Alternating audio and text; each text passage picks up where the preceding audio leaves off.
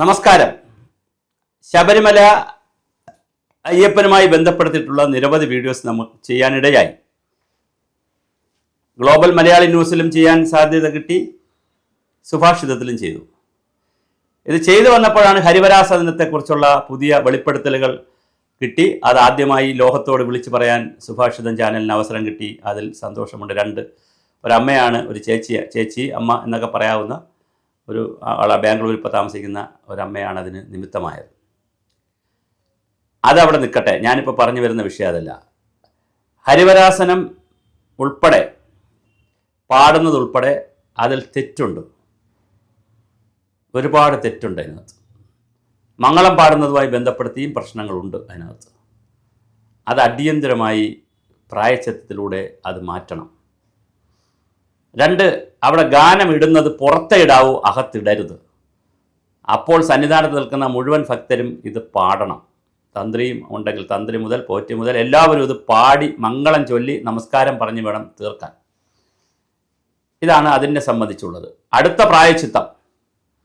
ഞാൻ ഈ വീഡിയോകൾ ചെയ്തപ്പോൾ എന്നെ അത്ഭുതപ്പെടുത്തിക്കൊണ്ട് ഒരുപാട് പോറ്റിമാർ, നമ്പൂതിരിമാർ, ബ്രാഹ്മണ സമുദായത്തിൽപ്പെട്ടവർ, ഞാൻ ഈ ബ്രാഹ്മണ സമുദായത്തിൽപ്പെട്ടവരെ പറയുന്നത് ജാതി പറയാൻ പറഞ്ഞതല്ല, അവരാണല്ലോ അമ്പലവും പോറ്റി ജോലിയൊക്കെ ചെയ്യുന്നവർ. അവരിൽ ഒരുപാട് ആളുകൾ എന്നെ വിളിച്ചു, ഒരുപാട് ആളുകൾ എനിക്ക് മെസ്സേജ് അയച്ചു.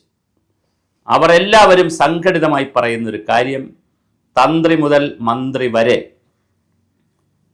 ശബരിമലയിൽ പ്രായശ്ചിത്തം ചെയ്യണം, വിളിച്ചു ചൊല്ലണം, ശയനപ്രതിഷ്ഠ നടത്തണം, ശബരിമലയിൽ കൃത്യമായി പ്രായശ്ചിത്തം ചെയ്യണം, പിടിയരിയിടണം, പിടിപ്പണം ഇടണം. എണ്ണാതെ ഇടുന്നതാണ് ഈ പിടിപ്പണം എന്ന് പറയുന്നത്, എണ്ണാൻ പാടില്ല. അങ്ങനെ പിന്നെ ദേവപ്രശ്നം വെച്ചിട്ട് അവിടെ ചെയ്യേണ്ടുന്ന കുറേ പ്രായശ്ചിത്ത കർമ്മങ്ങളുണ്ട്. എന്താണ് സനാതനധർമ്മം അനുസരിച്ചുള്ള ഈശ്വര ആരാധന സങ്കല്പം? ഒരു കല്ലെടുത്ത് വച്ചാൽ ആ കല്ലിൽ അത് ദൈവമല്ല. അതിനെ പ്രാണപ്രതിഷ്ഠ ചെയ്യുകയും താന്ത്രിക വിദ്യ പ്രകാരം അതിലേക്ക് തന്ത്രി അല്ലെങ്കിൽ തന്ത്രിമുഖ്യൻ തൻ്റെ ഹൃദയം, തൻ്റെ പ്രാണൻ അതിനകത്ത് സന്നിവേശിപ്പിക്കുകയും അതിൻ്റെ അടിസ്ഥാനത്തിൽ അതിന് ജീവൻ വെപ്പിക്കുകയും പിന്നെ ജീവനുള്ള ചൈതന്യം എല്ലാ കാലവും നിലനിൽക്കുന്നതിനാവശ്യമായ കാര്യങ്ങൾ ചെയ്തു കൊള്ളാം. ഇതാണ് തന്ത്രിയും ഡൈറ്റിയും തമ്മിലുള്ള, അല്ലെങ്കിൽ ദേവനും തമ്മിലുള്ള, ദേവിയും തമ്മിലുള്ള എഗ്രിമെൻ്റ്, എഴുതാത്ത എഗ്രിമെൻ്റ്. അതിനാണ് മൂലമന്ത്രം പറഞ്ഞു കൊടുത്ത്, പോറ്റിക്ക് മൂലമന്ത്രം പറഞ്ഞു കൊടുത്ത്, ചെവിയിൽ പറഞ്ഞു കൊടുത്ത്, മറ്റാർക്കും പറഞ്ഞു കൊടുക്കാതെ മൂലമന്ത്രം പറഞ്ഞു കൊടുത്ത് പോറ്റിയെ കൊണ്ട് കാര്യങ്ങൾ ചെയ്യിക്കുന്നത്.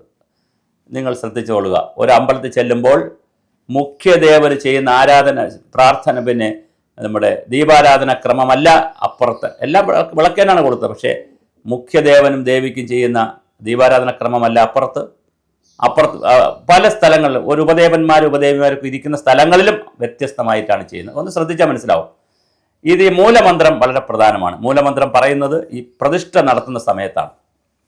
അങ്ങനെ പ്രതിഷ്ഠ നടത്തുന്ന സമയത്ത് പറഞ്ഞു കൊടുക്കുന്ന മൂലമന്ത്രവും ഇതിൽ ജീവനുണ്ട് എന്നുള്ള ആണ് കാഴ്ചപ്പാട്. അതുകൊണ്ടാണ് അഭിഷേകം കൊടുക്കുന്നു, കുളിപ്പിക്കുന്നു, വസ്ത്രം ധരിപ്പിക്കുന്നു, പൂമാല ഇടുന്നു, ചന്ദനം തൊടുന്നു, കുങ്കുമം തൊടുന്നു, വളരെ പ്രഭയോടുകൂടി നമ്മൾ ഒരു മനുഷ്യൻ എന്തൊക്കെ ചെയ്യുമോ അത്രയും പ്രഭയോട് കൂടിയിട്ടുള്ള എല്ലാ കാര്യങ്ങളും ചെയ്യുന്നത് അതുകൊണ്ടാണ്.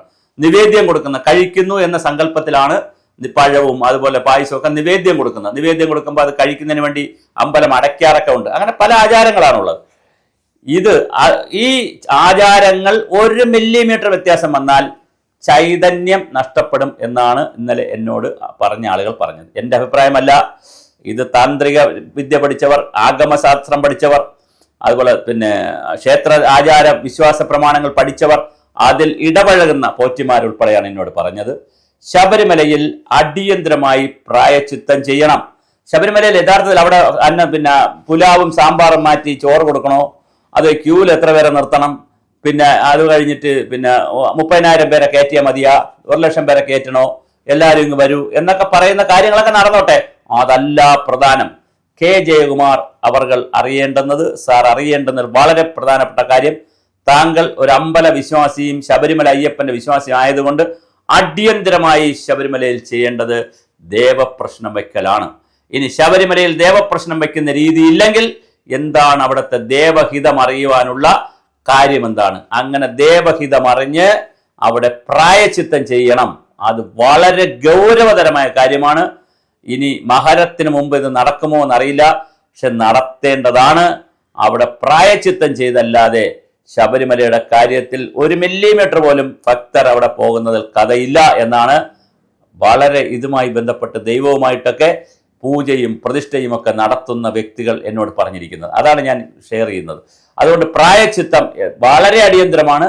നിരവധി പരിഹാര ക്രിയകളുണ്ട്. ആ പരിഹാര ക്രിയകൾ അത് വാസു അവിടെ ചെയ്യേണ്ടതുണ്ട്, അല്ലെങ്കിൽ വാസുവിന് വേണ്ടി ആരെങ്കിലും ചെയ്യേണ്ടതുണ്ട്, പത്മകുമാർ ചെയ്യേണ്ടതുണ്ട്.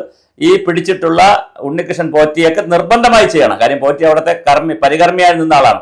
അപ്പോൾ ഉണ്ണികൃഷ്ണൻ പോറ്റി മുതൽ മന്ത്രി വരെ, തന്ത്രി മുതൽ മന്ത്രി വരെ എല്ലാവരും അവിടെ പ്രായച്ചിത്തം ചെയ്യണം, അല്ലെങ്കിൽ അവർക്ക് വേണ്ടി പ്രായച്ചിത്തം ചെയ്യണം. ഇത് നടന്നില്ല എങ്കിൽ ശബരിമലയുടെ ഈ പറയുന്ന വിശ്വാസത്തിന്റെ ട്രൂ സ്പിരിറ്റിൽ കണക്കാക്കിയാൽ വിശ്വാസം, പ്രത്യേകിച്ച് ഹിന്ദു മത വിശ്വാസവും സമാജത്തിന്റെ വിശ്വാസവും സനാതന ധർമ്മവും അനുസരിച്ച് വളരെ വളരെ വളരെ ക്ലിയർ ആയിട്ട് പറയുന്നതാണ് ദേവന്റെയും ദേവിയുടെയും ചൈതന്യം, ഓറ, അതുപോലെ ഊർജം, ഇതൊക്കെ വളരെ പ്രധാനമാണ്.